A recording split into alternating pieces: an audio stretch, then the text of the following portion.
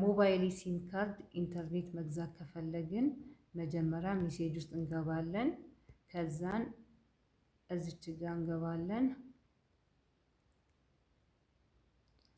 ከላይ 1100 ብለን እንጽፋለን ማለት ነው። ከታች ኔት ብለን እንጽፋለን።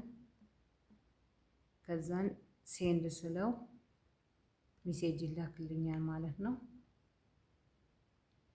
ያው ሜሴጅ መጥቷል። ከዛ ከፍቼ የምፈልገውን የሚያዋጣኝን ወደ 1100 ሰብስክራይብ ማድረግ እችላለሁ ማለት ነው። ወደ 1100 ነው የምንልከው ኮድ።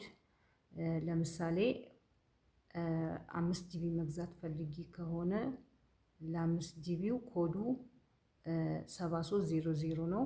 ወደ 1100 እንልካለን ማለት ነው።